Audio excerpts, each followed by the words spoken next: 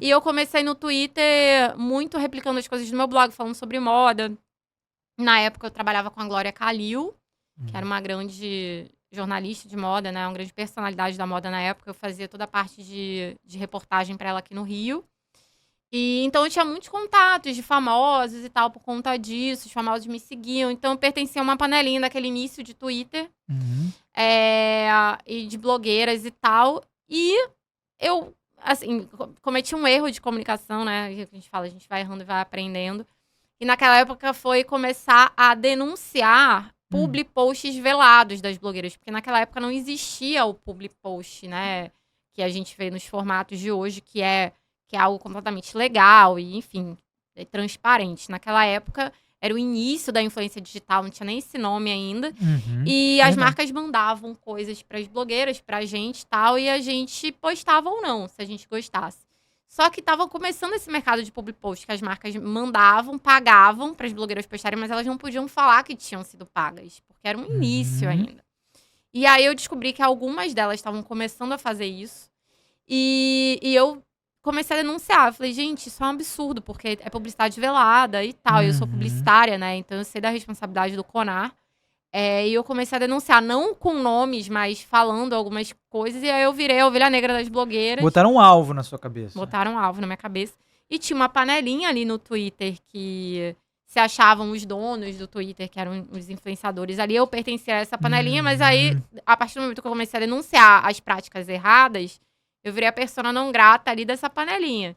E aí a panelinha começou a me difamar. Então, tinha um deles lá, na época que, enfim, começou a falar um monte de difamação mesmo, assim, não era nada real do que ele falava. Ele tirava as coisas que eu falava de contexto e retuitava pra milhares de pessoas que seguiam ele. Já era assim, né? Já era assim. E aí eu virei trending topic durante quase 3 dias, no primeiro lugar dos trending topics. Você virou trending topic no Avena, Twitter? Isso em 2012.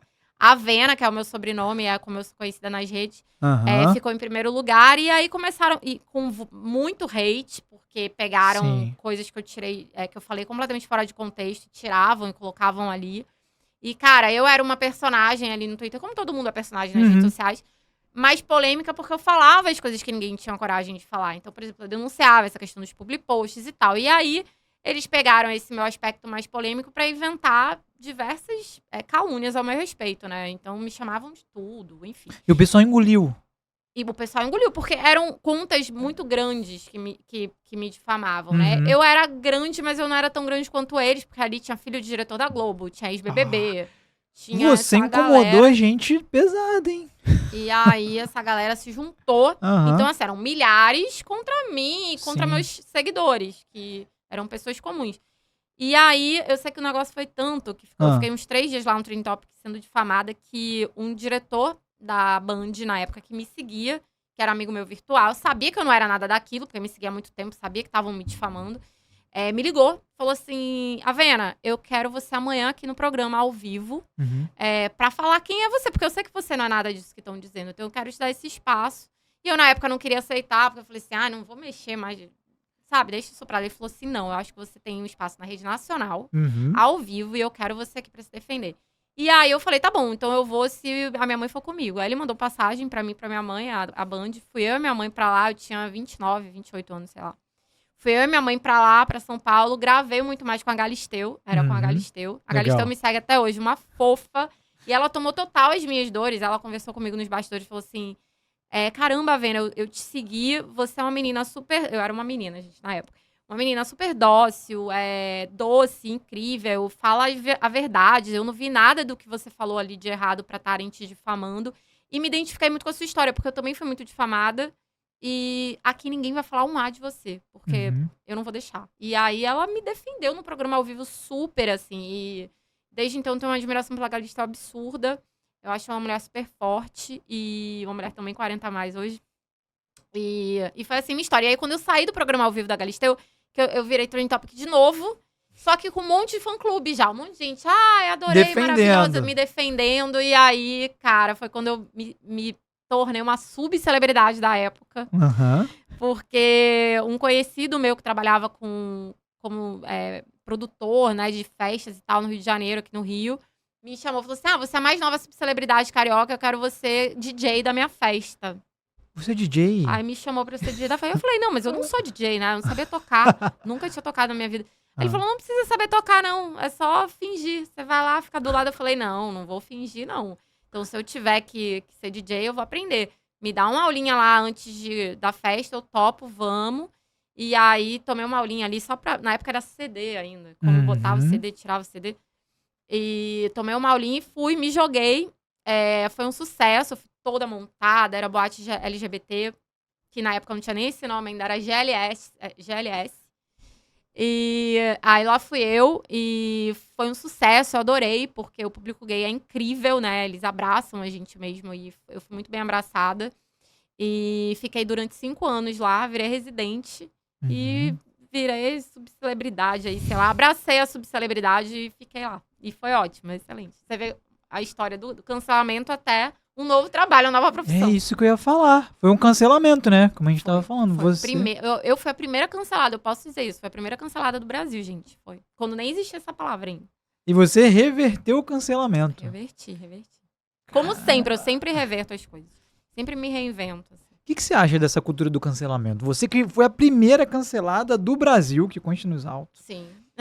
Já deu pra ver que você lidou com isso com a verdade, né? Sim, você teve a oportunidade de expor sua voz, seu ponto de vista. O que você acha de hoje, da cultura de cancelamento de hoje? Porque sempre tem 2 pontos de vista ali, né? Eu acho, de primeira, sempre uma injustiça. Porque tudo que não é equilibrado é injusto. Geralmente são milhares de pessoas contra um, né? E como eu já tive desse lado de lá, da cancelada, e foi super injusto. Eu não falei. Primeiro, foi injusto por si só, porque eu não falei nada pra ser cancelada. Eu sei que tem gente que fala coisas absurdas. Mesmo as pessoas que falam coisas absurdas, eu acho que se for crime, vá pra lei, né? Vá pra justiça. E se não for crime, for apenas algo absurdo e ridículo, eu acho que é ignorar ou dar à luz aquele assunto de uma forma educativa, mas não de uma forma punitiva de milhares de pessoas linchando uma pessoa. Porque, primeiro, isso de educativo não tem nada. A pessoa pode perder... Cara, na época, eu tinha um blog de moda e 3 patrocinadores do meu blog me ligaram e tiraram o patrocínio. Eu fiquei desempregada, porque falaram assim, Rafa, a gente te adora, a gente sabe que você não é nada disso, mas eu fui a primeira cancelada. Eles não sabiam, as marcas não sabiam como lidar com aquilo. Hoje em dia, talvez, lidassem muito melhor. Mas naquela época, as marcas ficaram assustadas. Cara, eu tive papo de fotógrafo que tinha feito foto minha ligar pedindo pra eu deletar as fotos que ele tinha feito. Porque eu não queria associar o meu nome. Isso, assim, virou ex-amigo, né? Porque é um absurdo isso. Mas, assim, chegou nesse nível. Então, eu falava, gente, que injustiça é essa? Eu não fiz nada pra ninguém.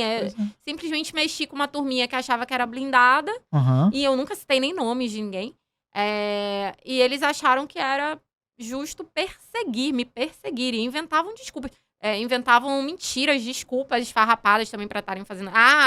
Ela é isso, ela é aquilo. Inventavam calúnias. Tinha gente que eu nunca tinha visto na vida que tuitava dizendo que tinha ido na minha casa, que tinha conhecido o meu quarto, minha casa. Tipo, nunca tinha entrado. Eu nem conhecia a pessoa. Então é uma loucura,